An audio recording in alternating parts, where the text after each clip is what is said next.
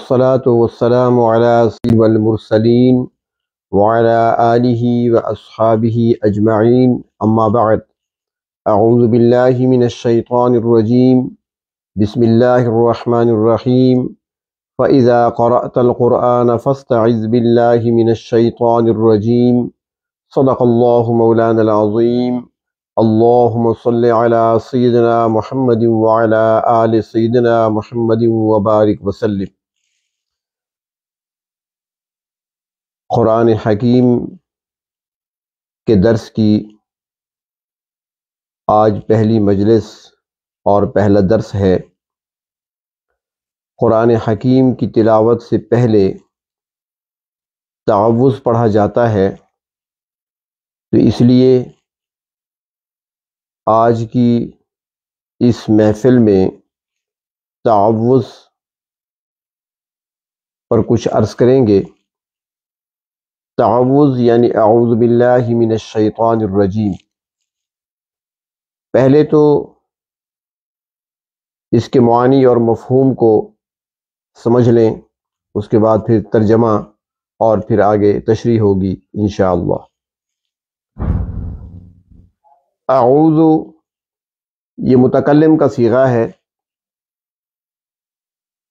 یعنی میں پناہ میں آتا ہوں، پناہ چاہتا ہوں۔ اعوذ باللہ اللہ تعالی کی،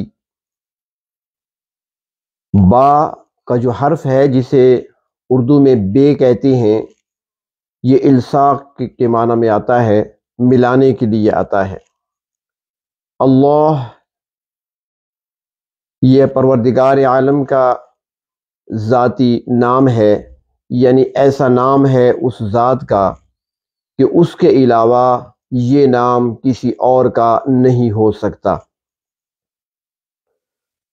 اعوذ باللہ میں پناہ میں آتا ہوں اللہ تبارک و تعالی کی، میں پناہ چاہتا ہوں اللہ رب العزت کی، کس چیز سے؟ من الشیطان الرجیم، شیطان کا جو لفظ ہے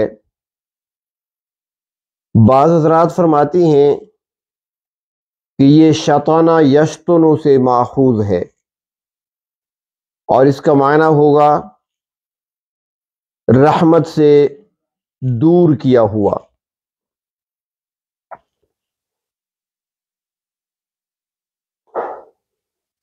بعض حضرات فرماتے ہیں کہ یہ شاط یشیتوں سے ماخوذ ہے، تو پھر اس کا معنی ہوگا جلنا، یعنی آگ میں جلنا۔ ابلیس چونکہ انسان کا ازلی دشمن ہے اور انسان سے اسے شروع دن سے ہی حسد تھا، حضرت آدم علیہ السلام جو کہ انسانیت کے باپ ہیں، ان سے حسد کیا تھا شیطان نے، ابلیس نے، اور اسی حسد کی بنا پر اس کے اندر تکبر پیدا ہوا، اور اس نے اللہ تبارک و تعالی کا حکم جو حضرت آدم علیہ السلام کو سجدہ کرنے کے بارے میں دیا گیا تھا اس سے بھی انکار کر دیا۔ ابا واستکبر وکان من الکافرین۔ تو چونکہ وہ ازلی دشمن ہے انسان کا، تو جب وہ دیکھتا ہے کہ انسان جس کی وجہ سے اسے دھتکارا گیا ہے، اسے رحمت سے دور کیا گیا ہے، اس پر پھٹکار پڑی ہے، اس پر لعنت پڑی ہے، وہ انسان رب تعالیٰ کے قریب ہو رہا ہے، اللہ رب العزت کی بندگی کر کے، اللہ کی اطاعت کر کے، اللہ کے احکامات پر عمل کر کے وہ آگے بڑھ رہا ہے، تو شیطان اس چیز کو دیکھ کر جلتا رہتا ہے حسد کی آگ میں۔ فرمایا کہ اس لیے اسے شیطان کہتے ہیں، کیونکہ شاط یشیتوں کا معنی ہوتا ہے جلنا، اور یہیں سے ماخوذ ہے لفظ شیطان۔ آگے ہے رجیم۔ رجیم رجام سے ہے، یعنی کسی سے ایسی نفرت کرنا کہ نفرت کی وجہ سے اس پر پتھر برسانا، پتھراؤ کرنا، سنگ باری کرنا، یعنی انتہائی نفرت کا اظہار کرتے ہوئے پتھر اس کو مارنا، یہیں سے نکلا ہے رجیم، یعنی کہ اس کا معنی جو کیا جاتا ہے عام مردود، ٹھکرایا ہوا۔ یعنی انتہائی نفرت ہونی چاہیے انسان کو شیطان کے ساتھ، کیونکہ یہ انسان کا ازلی دشمن ہے۔ تو اعوذ باللہ من الشیطان الرجیم، میں اللہ کی پناہ میں آتا ہوں شیطان مردود کے شر سے۔ ارشاد باری تعالی ہے، پروردگار عالم سورۃ نحل کی آیت نمبر 98 میں ارشاد فرماتی ہیں، فَإِذَا قَرَأْتَ الْقُرْآنَ فَاسْتَعِذْ بِاللَّهِ مِنَ الشَّيْطَانِ الرَّجِيمِ، جب تم قرآن کریم کو پڑھنے کا ارادہ کرو۔ مفسرین اکرام اذا قرأت، امام بیضاوی رحمہ اللہ تعالی وہ اس کا ترجمہ کرتے ہیں اذا اردت، یعنی جب تم ارادہ کرو قرآن حکیم کی تلاوت کا تو پھر تم تعوذ پڑھ لیا کرو، اعوذ باللہ من الشیطان الرجیم پڑھ لیا کرو۔ اب یہاں پر ایک بات یہ سمجھیں کہ حدیث شریف میں آتا ہے کل امر ذی بال لم یبدأ ببسم اللہ فہو ابتر او اقطع، یعنی ہر وہ کام جو اللہ کا نام لیے بغیر یعنی بسم اللہ کے بغیر شروع کیا جائے وہ کام نامراد ہوتا ہے۔ تو اب حکم ہے کہ ہر کام بسم اللہ سے شروع کیا جائے، اور یہاں پر اعوذ باللہ یعنی تعوذ کو پہلے لائے ہیں کہ پہلے تعوذ پڑھو پھر بسم اللہ پڑھو۔ تو اب یہ تعوذ کو پہلے کیوں لایا گیا ہے اور بسم اللہ کو اس کے بعد کیوں لایا گیا ہے؟ تو اس سلسلے میں اتنی بات سمجھیں کہ ہمیشہ کسی چیز سے فائدہ اٹھانے کے لیے، نفع اٹھانے کے لیے پہلے نقصان والی چیز کو دور کیا جاتا ہے، نقصان دہ چیز کو پہلے ہٹایا جاتا ہے، پھر انسان مفید چیز سے فائدہ اٹھا سکتا ہے۔ مثال کے طور پر ایک شخص بیمار ہے تو اب وہ بیمار آدمی صحت تندرستی چاہتا ہے اور ساتھ وہ چاہتا ہے کہ میری جسم میں کچھ طاقت آئے، کچھ قوت آئے، تو ڈاکٹر اسے مشورہ یہ دے گا کہ پہلے بیماری کا علاج ہو لینے دے، جب بیماری نکل جائے گی جسم سے، بیماری چلی جائے گی تو اس کے بعد جو بھی آپ کو بطور ٹانک دیا جائے گا وہ آپ کو فائدہ دے گا، اور جب تک بیماری موجود ہے کوئی بھی طاقت کی دوائی تمہیں فائدہ نہیں دے سکتی۔ یعنی نقصان والی چیز کو پہلے ہٹایا جائے تب فائدہ حاصل کیا جاتا ہے۔ تو قرآن حکیم کی تلاوت کے لیے جب ہم بیٹھتے ہیں تو نقصان دینے والی چیز وہ شیطان ہے جو سامنے ہوتا ہے، رکاوٹیں ڈالتا ہے، وسوسے پیدا کرتا ہے، دل و دماغ کے اندر وساوس ڈالتا ہے، تو پہلے اس کا ہٹانا ضروری ہے، پہلے اس کو ہٹا دو، اس کے بعد اللہ تبارک و تعالیٰ کے کلام کی تلاوت کر کے برکتوں کو حاصل کرو۔ دوسرا فرماتے ہیں کہ اللہ تبارک و تعالیٰ کا حکم ہے اور اللہ کا حکم ہر چیز سے اوپر ہوتا ہے۔ اللہ تعالیٰ نے خود فرمایا فَإِذَا قَرَأْتَ الْقُرْآنَ فَاسْتَعِذْ بِاللَّهِ مِنَ الشَّيْطَانِ الرَّجِيمِ، کہ جب تم قرآن حکیم کی تلاوت کرنا چاہو تو پھر تم اعوذ باللہ من الشیطان الرجیم پڑھ لیا کرو۔ تو اس لیے اللہ کا حکم ہے تو پہلے اللہ کا حکم بجا لانا ضروری ہوا۔ تیسری بات فرماتی ہیں کہ الف با جو حروف تہجی کہلاتے ہیں ان کو دیکھا جائے تو الف پہلے آتا ہے اور با بعد میں آتا ہے، الف پہلے، بے یا با بعد میں۔ تو اعوذ باللہ کا آغاز الف سے ہوتا ہے اور بسم اللہ کا آغاز با سے ہوتا ہے، تو اس لیے الف چونکہ پہلے ہے، مقدم ہے، تو اعوذ باللہ کو پہلے لائے، اور با دوسرے نمبر پہ ہے تو بسم اللہ کو دوسرے نمبر پہ لائے۔ اب یہاں پر ایک بات اور سمجھیں کہ انسان کے دشمن بہت سارے ہیں، اس زمین پر انسان کے دشمنوں کی تعداد بہت زیادہ ہے۔ انسانوں میں سے بھی انسان کے دشمن ہوتے ہیں، حیوانات میں سے بھی انسانوں کے دشمن ہیں، نباتات میں سے بھی کچھ دشمن ہیں انسانوں کے، دشمن تو بہت ہیں، لیکن یہاں پر صرف شیطان کی تخصیص کیوں کی گئی؟ یعنی صرف شیطان کے شر سے بچنے کے لیے تعوذ کیوں پڑھا گیا جبکہ باقی دشمن بھی تو ہیں؟ تو اس سلسلے میں علماء حضرات فرماتے ہیں کہ اس کی کچھ وجوہات ہیں کہ باقی جتنے انسان کے دشمن ہیں ان دشمنوں میں جہاں انسان کے لیے دشمنی پائی جاتی ہے، انسان کے لیے وہ خطرناک ثابت ہوتے ہیں، وہاں ان کے اندر انسانوں کے لیے کوئی نہ کوئی فائدہ بھی ہوتا ہے۔ مثال کے طور پر جانوروں میں سے دیکھ لیں، جانداروں میں سے دیکھ لیں، سانپ زیادہ خطرناک دشمن ہے انسان کا، ہر آدمی اس سے ڈرتا ہے، گھبراتا ہے، خوف کھاتا ہے، دشمن ہے انسان کا، ڈس لیتا ہے انسان کو، انسان موت کے منہ میں چلا جاتا ہے۔ لیکن اسی سانپ کے اندر فوائد بھی ہیں، اسی سانپ کا تیل حاصل کر کے، اس کی چربی حاصل کر کے اسے دوائیں بنائی جاتی ہیں، اس کے سر کے اندر کچھ ادویات رکھ کر اور انہیں جلا کر کچھ تجات تیار کیے جاتے ہیں، انسان کے لیے مفید ثابت ہوتے ہیں، انتہائی ٹانک کے طور پہ استعمال کیے جاتے ہیں، طاقتور غذا کے طور پر ان کو استعمال کیا جاتا ہے معالجات کے اندر۔ اسی طرح بچھو ہے، دشمن ہے انسان کا، لیکن آپ نے سنا ہوگا کہ بچھوؤں کو بھی تیل میں جلا کر اس تیل سے بہت سارے فائدے حاصل کیے جاتے ہیں، کارآمد ہو جاتا ہے۔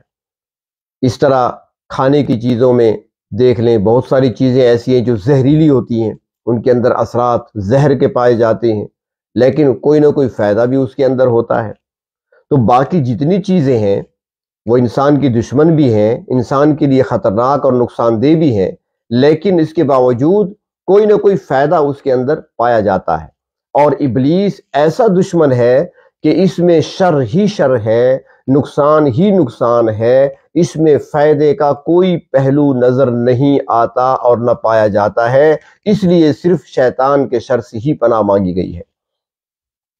دوسری وجہ وہ فرماتے ہیں کہ دوسری وجہ اس کی یہ ہے کہ شیطان کے شر سے پناہ مانگی گئی، وہ اس لیے کہ باقی جتنے دشمن ہیں انسان کے وہ انسان کو نظر آتے ہیں، اور جو دشمن نظر آئے اس سے بچنا قدرے آسان ہوتا ہے۔ جو دشمن نظر آئے اس دشمن کا مقابلہ کیا جا سکتا ہے، اور شیطان ایسا دشمن ہے جو ہمیں دیکھتا ہے، ہم اسے نہیں دیکھتے، ہم اسے نظر آتے ہیں، وہ ہمیں نظر نہیں آتا، اور جب وہ نظر نہیں آتا تو ہم اس کا مقابلہ کیسے کریں؟ جب وہ نظر نہیں آتا تو اپنے بچاؤ کی تدبیر کیسے کریں؟ تو چونکہ نظر نہیں آتا تو اس لیے سب سے خطرناک دشمن ہمارا یہی ہے، اس لیے تعوذ پڑھنے کا حکم دیا گیا، اور تعوذ کے اندر شیطان کی تخصیص کی گئی باقی دشمنوں کو چھوڑ کر۔ اور تیسری وجہ بیان کی جاتی ہے کہ باقی جتنے بھی ہمارے دشمن ہیں وہ یا تو ہمارے مال کے دشمن ہیں یا پھر ہماری جان کے دشمن ہیں۔ جتنے بھی دشمن ہیں ہمارے، یا جان کے دشمن ہیں یا ہمارے مال کے دشمن ہیں، لیکن شیطان ایک ایسا دشمن ہے جو جان اور مال کا نہیں بلکہ ہمارے ایمان کا دشمن ہے۔ تو اس لیے سب سے زیادہ خطرناک دشمن ہمارا وہ شیطان ہے۔ تو اس کے شر سے بچنے کے لیے اللہ تبارک و تعالی نے تعوذ پڑھنے کا حکم دیا۔ تعوذ یعنی اعوذ باللہ جو پڑھتے ہیں، یہ اللہ تبارک و تعالی نے شیطان کے مقابلے میں ایک ہتھیار کے طور پر اپنے بندوں کو عطا فرمایا ہے، یہ کلمات عطا فرمائے ہیں، یہ گویا کہ ایک ہتھیار ہے، اور اس کے ذریعے سے، اس ہتھیار کے ذریعے سے ہی ہم شیطان کے شر سے اپنے آپ کو محفوظ رکھ سکتے ہیں۔ اور اس تعوذ کے اندر تاثیر ہے، اور تاثیر کیسی؟ ہمارے استاد محترم شیخ الحدیث و تفسیر حضرت مولانا علاء الدین صاحب رحمہ اللہ تعالی وہ ایک مثال دیا کرتے تھے۔ وہ فرماتے تھے کہ ایک بچہ گھر میں ہے، اس کا باپ اسے یا اس کا چچا اسے گیند دیتا ہے کھیلنے کے لیے، یہ گیند ہے تمہارے پاس، لے جاؤ کھیلو گلی میں۔ بچہ باہر جا رہا ہے گلی کی طرف، تو والد صاحب اسے کہتے ہیں بیٹا گلی پر کھیلنے کے لیے جا رہے ہو، گیند ساتھ لے کر جا رہے ہو، اگر کوئی تمہیں ستائے یا کوئی تم سے گیند چھیننے کی کوشش کرے تو میں گھر میں بیٹھا ہوں، مجھے آواز دے دینا۔ اب وہ بچہ کھیلنے کے لیے گلی میں جاتا ہے، باہر گلی پر اور بچے بھی کھیل رہے ہیں، یہ بھی کھیل رہا ہے۔ اتنے میں ایک اور لڑکا گلی میں آتا ہے جو اس بچے سے عمر میں بڑا ہے، طاقتور ہے۔ وہ اس بچے کے ہاتھ میں خوبصورت گیند دیکھتا ہے تو وہ آگے بڑھتا ہے اس سے گیند چھیننے کے ارادے سے۔ جب یہ چھوٹا بچہ دیکھتا ہے کہ ایک لڑکا ہے جو عمر میں مجھ سے بڑا ہے، قداور بھی ہے، مجھ سے طاقت میں زیادہ ہے، میں اس کا مقابلہ نہیں کر سکتا، اور وہ میری طرف بڑھ رہا ہے اور یہ گیند مجھ سے چھین لے گا، اب میں مقابلہ نہیں کر سکتا، اپنی گیند کو نہ بچا سکتا ہوں، نہ اپنے آپ کو بچا سکتا ہوں۔ تو پھر وہ بچہ کیا کرتا ہے، وہ وہیں سے آواز لگاتا ہے بابا، یعنی اپنے والد کو بلاتا ہے مدد کے لیے۔ اب جب اس نے والد کو بلایا، والد اس کا گھر میں موجود ہے، اس نے وہیں سے جواب دیا جی بیٹا میں آ رہا ہوں۔ اب اس لڑکے نے جب دیکھا کہ اس نے جسے بلایا ہے وہ اس کا والد ہے، وہ مجھ سے بھی بڑا ہے اور طاقتور بھی ہے، وہ اگر آ گیا مجھے پکڑ لے گا، مجھے مارے گا، اس سے میں اپنے آپ کو بچا نہیں پاؤں گا، اور وہ گھر میں موجود بھی ہے اور اس نے کہہ بھی دیا کہ میں آ رہا ہوں، تو وہ لڑکا اس بچے کو اور اس کی گیند کو چھوڑ کر بھاگ جاتا ہے۔ تو فرمایا اسی طرح اللہ تبارک و تعالیٰ فرماتی ہیں میرے بندو، جب بھی ضرورت پیش آئے مجھے پکارا کرو، میں تمہاری پکار کو سنتا ہوں، میں تمہارے جب تم مجھے پکارو گے میں تمہاری پکار پر تمہاری مدد کروں گا۔ اللہ تبارک و تعالیٰ نے بندوں سے یہ فرما دیا، شیطان کے علم میں ہے۔ اب جب وہ آتا ہے انسان پر حملہ آور ہونے کے لیے، انسان کو ورغلانے کے لیے، وسوسہ ڈالنے کے لیے، کوئی شر پیدا کرنے کے لیے، تو انسان جب تعوذ پڑھ لیتا ہے، گویا اس نے اللہ رب العزت سے مدد طلب کر لی، تو شیطان سمجھ جاتا ہے اس نے اپنے رب سے مدد طلب کر لی ہے، اور رب تعالیٰ نے خود ہی فرمایا ہے کہ جب مجھے پکارو گے، مجھ سے مدد طلب کرو گے، میری مدد تمہارے پاس آئے گی۔ اور یہ کلمات جو اس نے پڑھے ہیں، یہ کلمات تو پروردگار عالم نے خود سکھائے ہیں میرے مقابلے میں۔ جب شیطان یہ دیکھتا ہے تو وہاں سے وہ بھاگ جاتا ہے، تو اس لیے فرمایا کہ تم تلاوت سے پہلے پڑھ لیا کرو اعوذ باللہ من الشیطان الرجیم۔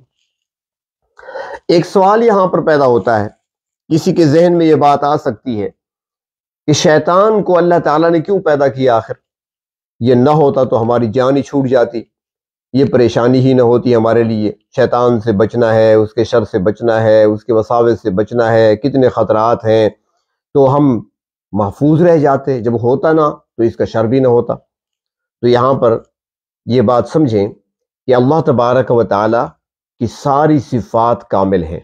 اللہ رب العزت کی ذات ہر نقص، ہر عیب، ہر کمزوری اور ہر کمی سے پاک ذات ہے۔ اللہ تبارک و تعالیٰ کی ایک صفت ہے جمال اور ایک صفت ہے جلال کی۔ اب اللہ رب العزت اگر شیطان کو پیدا نہ کرتے تو پھر یوں سمجھیں کہ جہنم بھی نہ ہوتی، صرف جنت ہوتی۔ اگر صرف جنت ہوتی اور جہنم نہ ہوتی، عذاب و سزا کی جگہ نہ ہوتی، تو گویا اللہ تبارک و تعالیٰ کی صفت جو ہے جمال کی وہ تو ظاہر ہوتی، صفت جلال کی ظاہر کیسے ہوتی؟ تو اللہ تبارک و تعالیٰ نے جہنم کو بھی پیدا کیا، شیطان کو بھی پیدا کیا ہے، اور اللہ تبارک و تعالیٰ کی صفت جمال کا مظہر جنت ہے، اور اللہ رب العزت کی صفت جلال کا مظہر وہ جہنم ہے، اس سے اظہار ہوتا ہے۔ اگر ایسا نہ ہوتا تو پھر اللہ تبارک و تعالیٰ کی صفات میں نقص آ جاتا، کمی آ جاتی کہ ایسی ذات ہے جس میں جمال تو ہے جلال نہیں ہے، اس لیے جمال کا ہونا بھی ضروری اور جلال کا ہونا بھی ضروری ہے۔ اور دوسری بات یہ ہے کہ اللہ تبارک و تعالیٰ نے شیطان کو جو پیدا کیا ہے دنیا میں انسانوں کو بھیج کر، تو انسانوں کو اللہ رب العزت انعام دینا چاہتے ہیں۔ اور انعام کیا ہے؟ انعام مقابلہ جیتنے پر ہی ملا کرتا ہے۔ ہمیشہ انعام جب کوئی جیت جائے مقابلہ تو اس کو ملا کرتا ہے۔ اب مقابلہ ہم کس سے ہے؟ تو مقابلے کے لیے شیطان کو بھیجا گیا، وہ راستے میں بیٹھا ہے، صراط مستقیم بنا دی کہ یہ تمہارے لیے سیدھا راستہ ہے، یہ صراط مستقیم ہے، اس راستے پر تم نے چلنا ہے، سیدھا جنت کی طرف تمہیں یہ راستہ پہنچا دے گا۔ مگر اس راستے میں شیطان بھی بیٹھا ہوا ہے، صراط مستقیم کے راستے میں شیطان بھی بیٹھا ہوا ہے، وہ بھی گمراہ کرنے کی کوشش کر رہا ہے۔ تو اب جو شخص ہمت کرتے ہوئے اللہ تبارک و تعالیٰ کی اطاعت کرتے ہوئے، اللہ کے نبی صلی اللہ علیہ وسلم کی اتباع کرتے ہوئے، جب شیطانی وساوس، اس کے توہمات، اس کے شر کو پھلانگتے ہوئے سیدھا صراط مستقیم پر چلتا ہوا آگے بڑھتا جائے گا، تو وہ انعام یعنی جنت کا مستحق ٹھہرے گا۔ تو یہ انعام ہے، اور انعام ہمیشہ مقابلہ جیتنے پر ملا کرتا ہے، اور مقابلہ ہمارا شیطان کے ساتھ ہے۔ یہ مقابلہ ہم جیتیں گے تو پھر ہمیں انعام کی صورت میں جنت ملے گی۔ علامہ ابن قیم رحمہ اللہ تعالی وہ فرماتے ہیں کہ شیطان گمراہ کرتا ہے انسان کو دو طریقوں سے، ایک شبہات کے ذریعے سے اور دوسرا شہوات کے ذریعے سے۔ یہ دو ذریعے ہیں جن کے ذریعے سے شیطان انسان کو گمراہ کرتا ہے۔ شبہات پیدا کیے جاتے ہیں ایمان کے بارے میں، عقائد کے بارے میں، اور اگر ایمان کے بارے میں، عقیدے کے بارے میں کوئی بھی شبہ انسان کے اندر آ گیا تو انسان ایمان جیسی دولت سے محروم ہو جاتا ہے۔ تو اس لیے شیطان کی کوشش ہوتی ہے کہ انسان کو شبہات میں وہ گرفتار کرے، شبہات میں انسان کو ڈال دے، عقیدے کے بارے میں، ایمان کے بارے میں، رسالت کے بارے میں، آسمانی کتابوں کے بارے میں، وحی کے بارے میں، فرشتوں کے بارے میں، جنت جہنم کے بارے میں شبہات ڈالتا ہے انسان کے دل و دماغ میں۔ اور میں ساتھ یہ بھی عرض کروں کہ آج کا جو ہمارا دور ہے، اس دور میں جو افکار و نظریات آج پیش کیے جا رہے ہیں ہمارے جوانوں کے سامنے، وہ فکری ارتداد کا سبب اور ذریعہ بن رہے ہیں۔ فکر کو بدلا جا رہا ہے، ایمان چھینا جا رہا ہے، عقائد کے بارے میں، ایمان کے بارے میں شبہات پیدا کیے جا رہے ہیں، شکوک پیدا کیے جا رہے ہیں، اور ایک شبہ اور ایک شک اگر آ گیا انسان کے دل کے اندر، دماغ کے اندر، تو پھر سب کچھ اس کا ضائع چلا جائے گا، رائے گاں چلا جائے گا۔ تو اس لیے آج کے اس مشکل اور پرفتن دور میں افکار اور نظریات جو غلط پھیلائے جا رہے ہیں، ان کا سدجواب کرنے کے لیے اور فکری ارتداد سے بچنے کے لیے اور دجالی اور ہر قسم کے شر والے فتنوں سے محفوظ رہنے کے لیے ہمارے پاس جو ذریعہ ہے وہ قرآن حکیم ہے۔ اگر ہم قرآن حکیم سے وابستہ ہو جائیں، تعلق قرآن حکیم کے ساتھ جوڑ لیں، قرآن حکیم کی تعلیمات کو ہم سمجھیں اور اس پر عمل پیرا ہوں، تو ہم فکری ارتداد سے بھی اور ہر قسم کے شبہات سے اپنے آپ کو بچا سکتے ہیں۔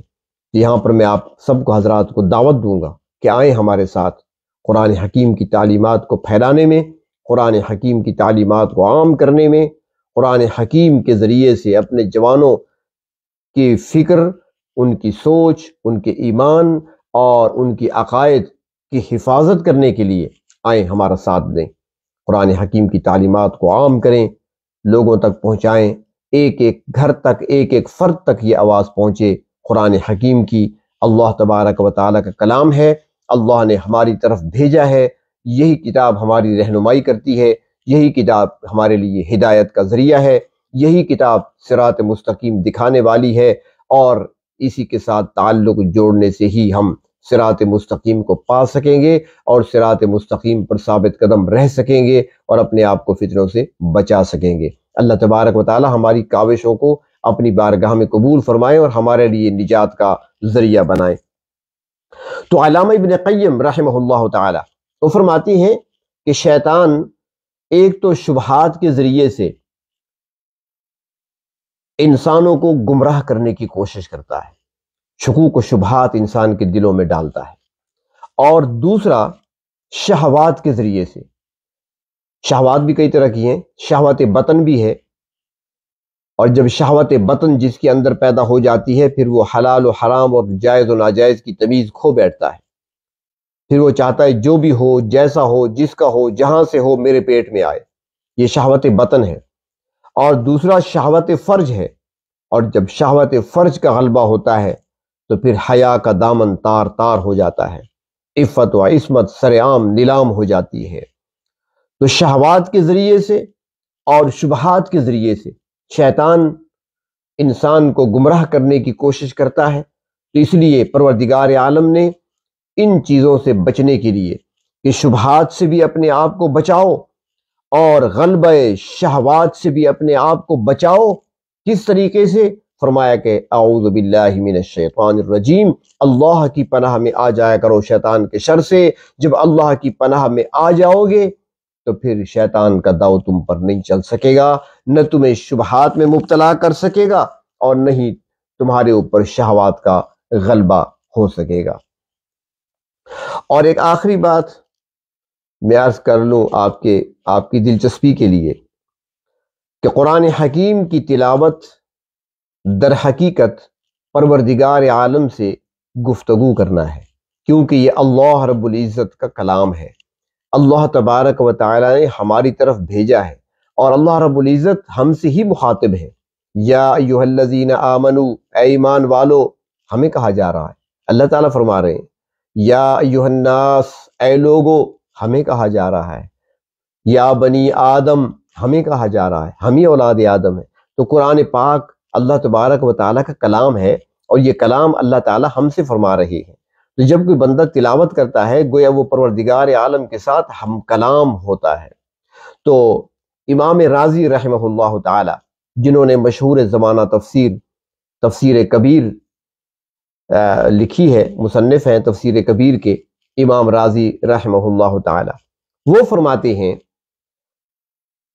کہ تعوذ کیا ہے اور اس میں حکمت کیا ہے۔ وہ فرماتے ہیں کہ چونکہ انسان گناہ کرتا ہے، زبان سے انسان جھوٹ بولتا ہے، غیبت بھی کر لیتا ہے، اور بھی کئی قسم کی غلطیاں انسان کی زبان سے ہوتی ہیں، تو اب قرآن کریم اس نے کھول لیا، اٹھا لیا، تو اب پروردگار عالم سے وہ ہم کلام ہونا چاہتا ہے، رب تعالیٰ سے ہم کلام ہونے کا شرف حاصل کرنا چاہتا ہے۔ تو فرمایا کہ رب تعالیٰ سے ہم کلام ہونے کا شرف حاصل ہوگا، لیکن اس سے پہلے اپنی زبان کا وضو کر لو۔ ایک تو وضو ہم کرتے ہیں نا، جسمانی وضو، ہاتھ پاؤں دھوتے ہیں، چہرہ دھوتے ہیں، سر کا مسح کرتے ہیں، تو فرمایا کہ اپنی زبان کا وضو کر لو تاکہ تمہاری زبان پاک ہو جائے، پھر رب تعالیٰ سے ہم کلامی کا شرف حاصل کرو۔ اور زبان کا وضو کیا ہے؟ فرمایا اعوذ باللہ من الشیطان الرجیم جب پڑھو گے تو تمہاری زبان کا وضو ہو گیا، زبان تمہاری پاک ہو گئی۔ اب زبان جب پاک ہو گئی، اب بسم اللہ الرحمن الرحیم کی برکتیں حاصل کرتے ہوئے رب تعالیٰ کے ساتھ ہم کلام ہو جاؤ، پروردگار عالم کی باتیں سنو اور پروردگار عالم کے کلام کو پڑھو تاکہ تمہیں برکتیں اور رحمتیں نصیب ہو جائیں۔ وآخر دعوانا ان الحمد للہ رب العالمین۔